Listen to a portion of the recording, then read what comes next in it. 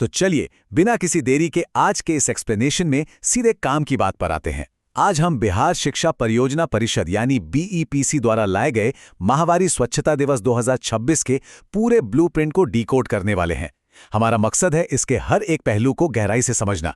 देखिए, ये कोई रूटीन सरकारी ऑर्डर नहीं है, बल्कि एक बहुत बड़ी और गहरी चुप्पी को तोड़ने का एक मास्टर प्लान है।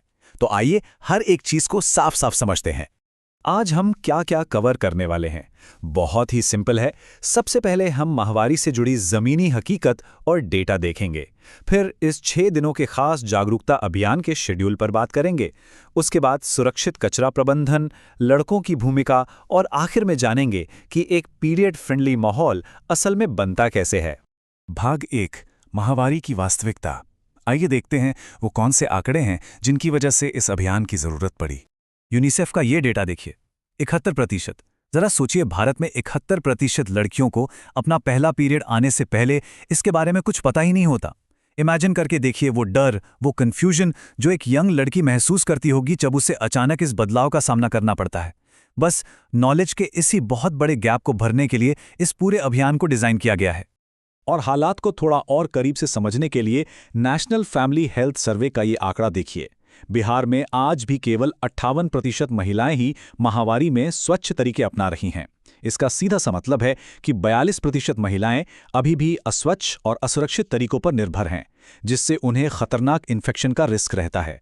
ये आंकड़ा हमें साफ साफ बताता है कि हमें सिर्फ अवेयरनेस ही नहीं फैलानी है, बल्कि सही संसाधन भी पहुंचाने हैं। तो अब आते हैं भाग 2 पर। 25 से 30 मई तक चलने वाला 6 दिवसीय सघन जागरूकता अभियान। इस बार सरकार ने सिर्फ लेक्चर देने का प्लान नहीं बनाया है, बल्कि हर दिन का एक सॉलिड और प्रैक्टिकल एजेंडा सेट किया है। 25 मई को शुरू होगा डियर फ्यूचर मी कार्ड के साथ। 26 को फोकस होगा लड़कों को पीरियड एलाई यानी सहयोगी बनाने पर। 27 को वेस्ट मैनेजमेंट के नियमों को 4 बिन गेम से समझाया जाएगा। 28 को, जो कि मेन दिन है, असेंबली और रेड डॉट चैलेंज होगा। 29 को स्कूल के इंफ्रास्ट्रक्चर की चेकिंग होगी और फाइनली 30 मई को एक स्कूल क्विज के साथ ही अभियान पूरा होगा। एकदम स्ट्रक्चर्ड अप्रोच है ये। 25 मई वाली ये जो एक्टिविटी है ना, ये बहुत ही इंपैक्टफुल है। डियर फ्यूचर मी कार्ड। इसमें लड़कियां अपने ही फ्यूचर सेल्फ को एक खत लिखेंगी और खुद से एक प्रॉमिस करेंगी कि जब भी उन्हें पहली बार पीरियड्स आएंगे तो वो डरेंगी नहीं, शर्माएंगी नहीं। क्योंकि यार, ये एक बिल्कुल नॉर्मल बायोलॉजिकल प्रोसेस है।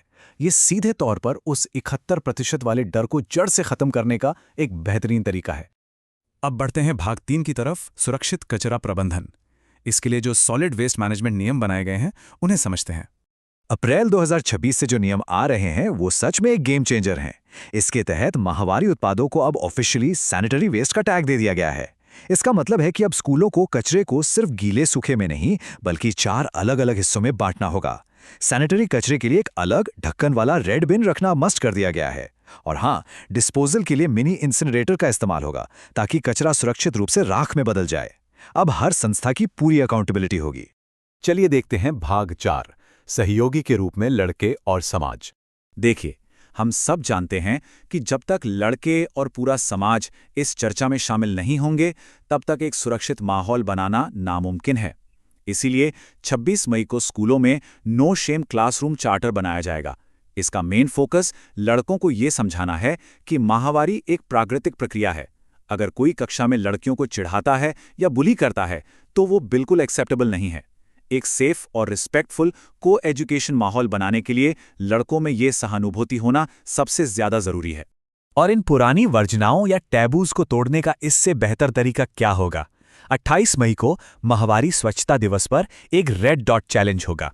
इसमें टीचर्स, स्टूडेंट्स और कम्युनिटी के लोगों को अपनी हथेली पर एक लाल बिंदी बनाकर सोशल मीडिया पर सेल्फी डालनी है।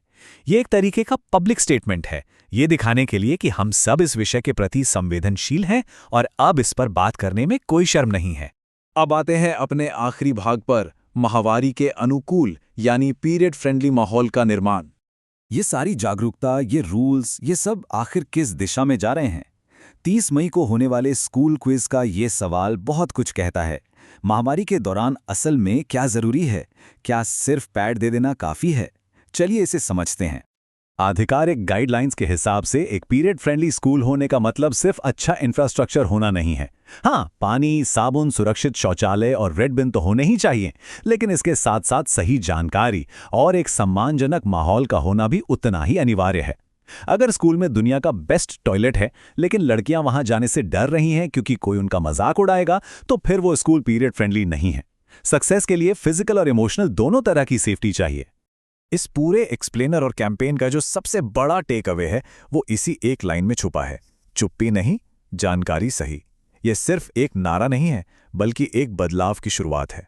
हमें चीज़ों को सही से समझना है और आगे समझाना है।